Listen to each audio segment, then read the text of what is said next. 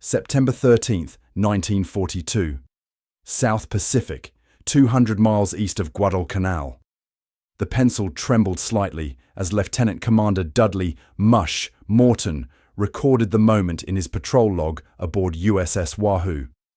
Words that would have seemed unthinkable just 6 months earlier, when experienced submarine commanders had openly questioned whether American fleet submarines should ever willingly expose themselves on the surface after sunset.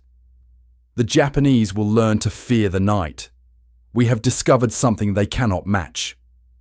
Through the darkened bridge of his submarine at 2100 hours, he had just watched his crew execute a maneuver that contradicted every assumption about submarine doctrine inherited from the First World War. Instead of submerging to attack during daylight, his boat had remained surfaced after sunset, using superior radar technology to detect and close with enemy shipping at speeds 3 times what was possible submerged. The Japanese freighter never detected their approach. One moment it was steaming confidently toward Rabaul at 11 knots, and the next moment 3 Mark 14 torpedoes were racing toward its hull from a submarine that materialized out of the darkness like a ghost ship. The mathematics of undersea warfare were being rewritten not in stealth or careful periscope observation, but in the terrifying advantage of a 1,500-ton Predator achieving 20 knots on the surface, then using SJ radar to maneuver into perfect firing position where darkness made the submarine nearly invisible to human lookouts. Morton destroyed 2 merchant vessels that night using these tactics, earning praise from ComSubPac and setting in motion a tactical revolution that would transform the Pacific War. The transformation had begun on January 14, 1942, when the U.S. submarine force entered combat in the aftermath of Pearl Harbor. The skippers were nervous. They had trained for years on fleet-type submarines, but many remained confined by doctrine that emphasized daylight periscope attacks executed while fully submerged. At 1,525 tons surfaced, 2,415 tons submerged, 311 feet in length, with diesel-electric propulsion generating 4,600 horsepower on the surface, but only 2,740 horsepower submerged. The Gato, Balao, and Tench-class submarines represented the pinnacle of pre-war design. They outweighed the nimble Japanese I-class submarines by 400 tons and dwarfed the German Type 7 U-boats by nearly 700 tons. Critics called them lumbering behemoths. Detractors questioned whether such massive vessels could execute successful attacks against alert Japanese naval escorts. Among the doubters was Lieutenant Edward Beach, fresh from submarine school, and concerned he would die in his first patrol. His personal accounts, documented in multiple post-war interviews, and his memoir Submarine, would chronicle one of the most dramatic transformations in naval warfare history. The journey from skepticism to mastery began at Electric Boat's shipyard in Groton, Connecticut, where naval engineers had designed vessels with capabilities that would eventually upend submarine doctrine. The traditional approach emphasized stealth and concealment. Fleet submarines were supposed to submerge during daylight, approach targets using periscopes, fire from optimal range, then escape underwater while Japanese escorts hunted with primitive sonar. But early war results proved disastrous. In 1942, American submarines were achieving less than a 30% torpedo hit rate. Of 278 torpedoes fired between December 1941 and August 1942, barely 80 found their targets. Multiple patrols returned with 0 sinkings. 6 submarines had been lost with all hands in the first 8 months of war. Vice Admiral Charles Lockwood, who would become Commander Submarine Force Pacific Fleet, ComSubPac, wrote in correspondence after reviewing the January 1942 patrol reports, "I see the challenges ahead. The Japanese convoys are well protected. We are entering combat with both equipment and tactical problems. Yet I remain convinced we will find our way." The missions through early 1942 were cautious operations. Submarine patrols from Pearl Harbor and Australia, learning Japanese shipping routes, testing equipment, building experience gradually without risking boats unnecessarily. The early war submarine fleet consisted of antiquated S-boats alongside modern fleet submarines of the Gato class. Operating submerged at just 2 to 3 knots to conserve battery power, American submarines struggled to intercept Japanese convoys that could sustain 10 to 12 knots continuously. This speed differential created a fundamental tactical problem that traditional submarine doctrine couldn't solve. The first real test came in April 1942, when Lieutenant Commander Samuel Dudley of USS Wahoo spotted a Japanese convoy near the Palau Islands. Following the established doctrine drilled into every Naval Academy graduate, Dudley submerged in daylight, approached at periscope depth, and fired a careful spread of torpedoes. Of 6 torpedoes launched, none detonated. The Japanese freighters continued unharmed while escorts dropped depth charges that damaged Harda's sound gear and forced her deep for 6 hours. It was the submarine force's recurring nightmare, and it was occurring across the Pacific theater. Mark 14 torpedoes were running too deep, failing to detonate, or exploding prematurely. Naval Bureau of Ordnance officials initially refused to acknowledge these problems, insisting that submariners were making errors in targeting and deployment. Precious months were lost while crews risked their lives with defective weapons. The technical specifications that would eventually enable tactical revolution were present from the beginning, but remained unexploited. Fleet submarines carried SJ surface search radar with a maximum detection range of 16,000 yards for large surface vessels. This radar, developed at the Naval Research Laboratory and manufactured by Raytheon, operated on the 10 cm S-band frequency and allowed submarines to detect surface ships well before being spotted visually. But early doctrine required submarines to remain submerged during attack approaches, rendering this advantage moot. Beneath the Pacific waves in a fully submerged submarine, conditions deteriorated rapidly. Temperatures inside the steel hull routinely exceeded 100 degrees or with 98% humidity. Carbon dioxide levels rose dangerously during extended submerged operations. Battery capacity limited underwater endurance to 24 hours at minimal speed, 2 knots, or just 1 hour at maximum speed, 8.5 knots. Each submarine carried 24 torpedoes, weighing 3,280 pounds each, with a maximum range of 9,000 yards at 46 knots or 4,500 yards at 31 knots. These weapons represented the submarine's only offensive capability, and early war effectiveness rates hovered below 30%. The psychological toll on crews became evident by mid-1942.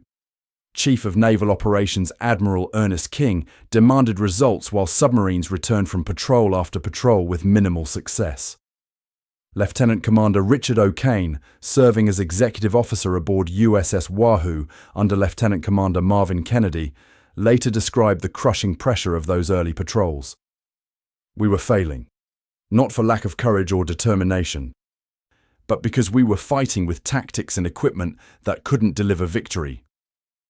The turning point arrived through necessity rather than planning.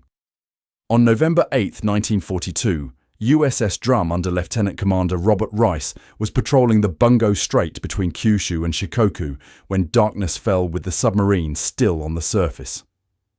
Rather than submerging as doctrine prescribed, Rice noted perfect night conditions, overcast skies, moderate seas, and made a fateful decision to remain surfaced. The SJ radar detected a convoy at 13,500 yards, well beyond visual range. Rice closed at 19 knots, positioned his submarine perfectly, and fired. 3 Japanese ships sank that night. Rice's after-action report landed on Admiral Lockwood's desk with a note scrawled in the margin. This approach method warrants serious consideration. But many submarine commanders remained skeptical. Surface operations, particularly at night, contradicted years of training. Traditional doctrine emphasized the submarine's primary advantage: invisibility through submergence. Risking detection by remaining surfaced seemed counterintuitive and dangerous. The tactical revolution accelerated in January 1943 when Lieutenant Commander Dudley Mush Morton took command of USS Wahoo. After reviewing patrol reports from submarines that had experimented with night surface attacks, Morton summoned his officers to the wardroom. "Gentlemen," he announced, "we're going to turn conventional wisdom on its head." Morton's executive officer, Lieutenant Richard O'Kane, had already been analyzing the physics of submarine warfare. The advantages of surface operations were undeniable and mathematically precise. On the surface, a fleet submarine could maintain 20 knots indefinitely using diesel engines.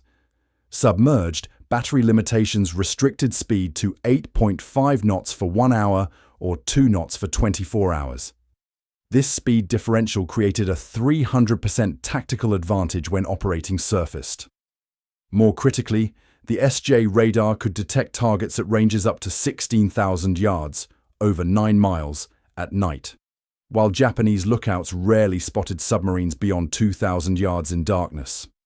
The radar's pulse operated at 10 centimeters wavelength, which Japanese vessels could not detect with their primitive equipment.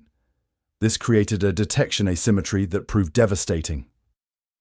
"It's simple physics and human limitations," O'Kane explained to Wahoo's junior officers. "The human eye needs light to function. At night, Japanese lookouts are essentially blind beyond 2,000 yards. Our radar suffers no such limitation." Morton implemented these insights immediately. On January 26, 1943, Wahoo encountered a Japanese convoy in the Palau Islands. Instead of submerging as tradition dictated, Morton remained surfaced after sunset, positioned his boat using radar bearings, and attacked from optimal firing position. 4 torpedoes struck their targets. 3 Japanese ships sank that night. Word of Wahoo's success spread rapidly through the submarine force. ComSubPac staff officers analyzed Morton's patrol report, noting his detailed explanation of night surface attack methodology. The mathematics were compelling. Submarines attacking on the surface at night were achieving hit percentages exceeding 70%, compared to 30% for traditional periscope attacks. Admiral Lockwood immediately ordered the Submarine Training Center at New London to develop formal tactics for night surface operations. Commander James Fife compiled a tactical bulletin distributed to all Pacific submarines by April 1943. The bulletin specified exact procedures. Maintain 66% battery charge for emergency submergence. Track targets using SJ radar at maximum range. Close at optimal speed, typically 15-17 knots to minimize wake, and attack from the darkest bearing to reduce visual detection risk. The psychological adaptation proved more challenging than the tactical one. Submarine commanders had been conditioned to believe that safety lay beneath the waves. Surface exposure, particularly at night when depth perception diminished, triggered profound anxiety. Lockwood understood this resistance and addressed it directly during a commanders' conference in Brisbane, Australia. "The safest place for a submarine is no longer underwater," Lockwood told the assembled skippers. "The safest place is where the enemy cannot see you or detect you. At night, on the surface, with radar advantage, you are effectively invisible while retaining full mobility." Training evolved to reinforce this counterintuitive approach. The submarine school at New London installed SJ radar simulators. Future commanders practiced night radar approaches repeatedly until the techniques became instinctive.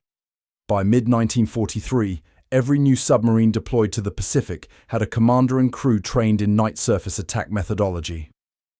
The final validation came in July 1943, when USS Flasher, under Commander Reuben Whittaker, conducted an entire patrol without a single daylight periscope attack.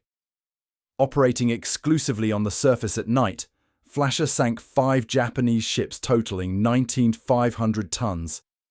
Whittaker's after-action report documented hit rates exceeding 80% and noted that Japanese escorts never detected his submarine until after torpedoes had struck their targets. Admiral Nimitz personally reviewed Flasher's patrol report and added a handwritten endorsement. "This represents the future of submarine warfare. Implement throughout the force immediately." By August 1943, night surface attacks had become standard doctrine. The transformation from skepticism to revolution had taken just 7 months. September 6, 1944, South China Sea, 120 miles west of Luzon. The moon set at 01:43 hours as Commander Samuel Dudley positioned USS Harder for the attack. Through night binoculars, he could barely discern the silhouettes of 5 Japanese destroyers escorting a tanker convoy. The SJ radar screen glowed faintly on the darkened bridge, displaying precise ranges and bearings. Closest target 7,200 yards, speed 12 knots, course 047 degrees. Dudley spoke quietly into the voice tube. All ahead full. The 4 General Motors, 16 278A diesel engines, generating 5,400 horsepower, pushed harder through the calm sea at 18.5 knots. The submarine closed the distance rapidly while maintaining perfect radar contact. Japanese lookouts, their night vision compromised by lights aboard their vessels, remained oblivious to the approaching predator. At 3,000 yards, Dudley ordered, "Left full rudder. Steady on course 315. The submarine swung into perfect firing position. Match bearings and shoot. Fire 1, fire 2, fire 3. 3 Mark 18 electric torpedoes, each carrying 575 pounds of Torpex explosive, launched from Harder's forward tubes. Running at 29 knots and leaving no visible wake, they raced toward the lead destroyer. 97 seconds later, the night erupted in blinding light as all 3 torpedoes struck the Japanese destroyer Minatsuki. The vessel broke apart and sank in less than 4 minutes. Before escorts could react, Harder had already slipped away at 20 knots, its wake dissipating in the darkness. Dudley's attack that night sank 3 Japanese vessels without a single depth charge being dropped in response. The success was no anomaly. By mid-1944, American submarines had fully mastered night surface tactics. Statistical analysis showed the transformation. In the first half of 1943, submarines had achieved a 31% torpedo hit rate, with 42% of all patrols recording 0 sinkings. By the second half of 1944, hit rates exceeded 78%, and successful patrols approached 94%. The improvement represented a 250% increase in combat effectiveness. Submarine commanders developed standardized procedures for these operations. The typical attack sequence began with radar detection at 12,000–16,000 yards. The submarine would close at 15–18 knots, maintaining a position on the convoy's darkest quarter. At 4,000 yards, final approach began with speed reduced to 10–12 knots to minimize visible wake. Torpedo launch occurred between 500–2,000 yards, and immediate withdrawal followed at maximum surface speed. The Japanese struggled to counter these tactics. Their Type 13 air search radar operated at 150 centimeters wavelength and could not reliably detect submarines. Their Type 22 surface search radar performed better but equipped fewer than 25% of escort vessels by mid-1944. Japanese sonar became ineffective against submarines that never submerged during attacks. Lieutenant Commander Eugene Fluckey of USS Barb perfected these tactics to an art form. On January 8, 1945, Barb encountered a 30-ship convoy in the East China Sea. Rather than attacking immediately, Fluckey tracked the convoy for 6 hours, timing his approach for the darkest part of the night. Using radar plotting, he positioned Barb ahead of the convoy, allowing the Japanese ships to steam directly into his firing solution. At 02:38 hours, Barb launched 10 torpedoes in rapid succession from optimal firing position. 4 Japanese ships sank within minutes. The remaining escorts turned toward the torpedo wakes, allowing Fluckey to escape at 20 knots in the opposite direction. Japanese reports later revealed that escorts never visually spotted Barb during the entire engagement. The psychological impact on Japanese shipping became measurable by late 1944. Merchant captains refused night transits in submarine active areas. Convoy schedules shifted to daylight hours, despite increased vulnerability to air attack. Some routes saw shipping volume decrease by 60%, not from actual sinking, but from psychological deterrence. Commander Lawson Ramage of USS Mush demonstrated the tactical culmination on July 31, 1944.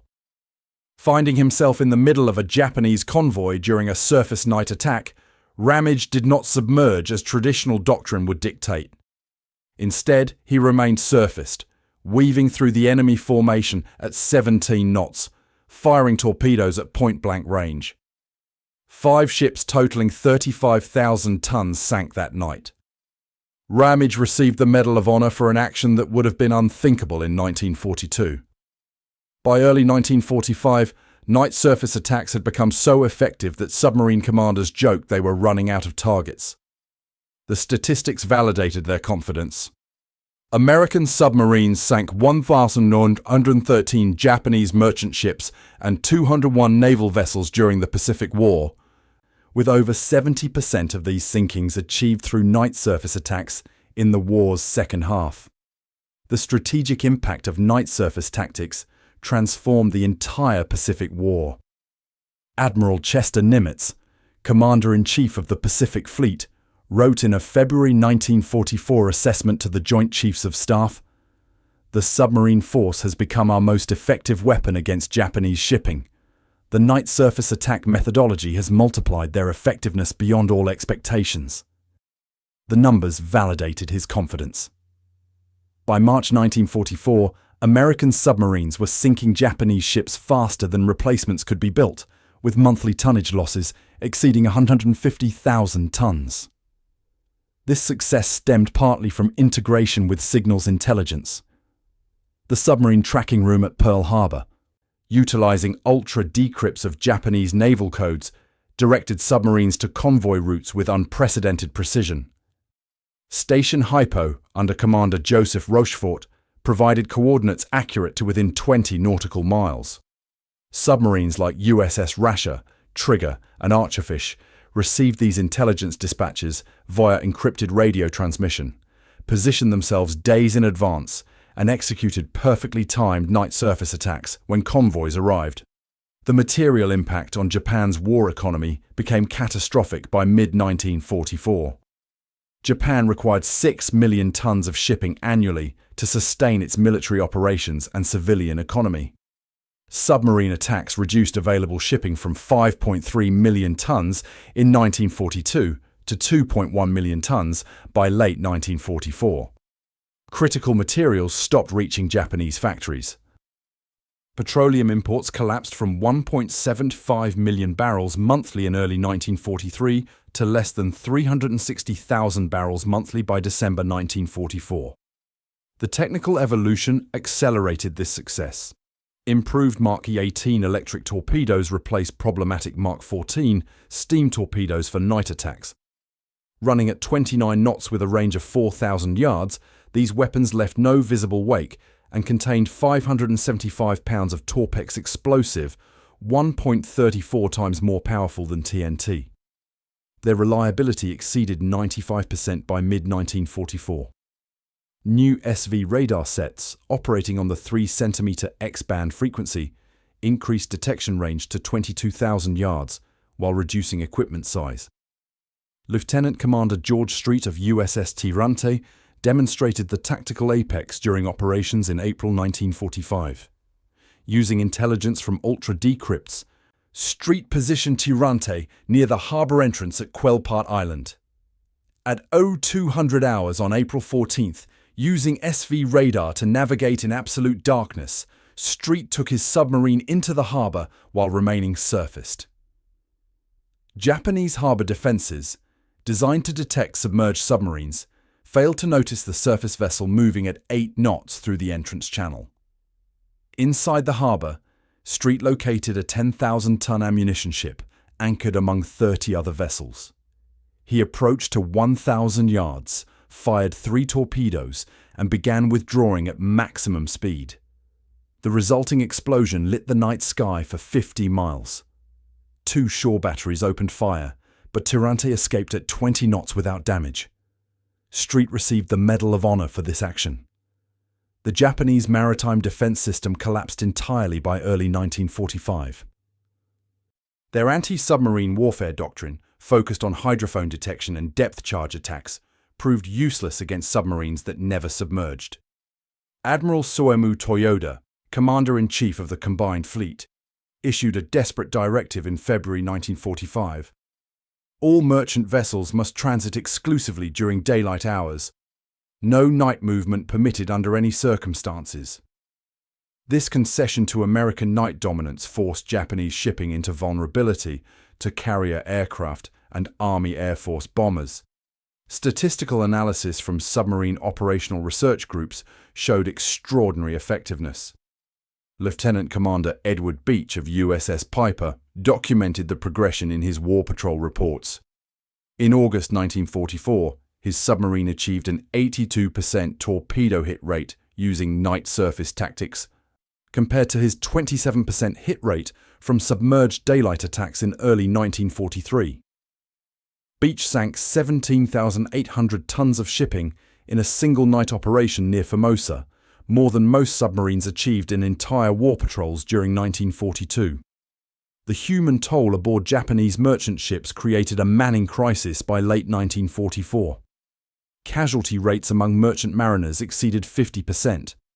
Shipping companies required Imperial Navy escorts to forcibly return sailors to ships. Many vessels sailed undermanned, with crews composed partially of Korean and Chinese conscripted labor. The psychological terror of invisible night attacks that came without warning broke morale throughout the Japanese merchant marine. By April 1945, submarine operations had effectively severed Japan's maritime connections to its empire. Oil tankers from the East Indies ceased arriving altogether. Steel production fell to 27% of pre-war levels. Rice imports from Formosa and Korea dropped by 64%. Japan was being systematically strangled through maritime isolation, achieved primarily through night surface attacks that Japanese forces proved powerless to counter. Post-war analysis confirmed the decisive impact of night surface tactics. Naval historians at the U.S. Naval War College documented that American submarines sank 5.5 million tons of Japanese shipping, representing 55% of Japan's pre-war merchant fleet. Of these vessels, 67% were destroyed by submarines operating on the surface at night, a method that contradicted pre-war doctrine completely. The tactical revolution had produced victory through innovation rather than technological superiority.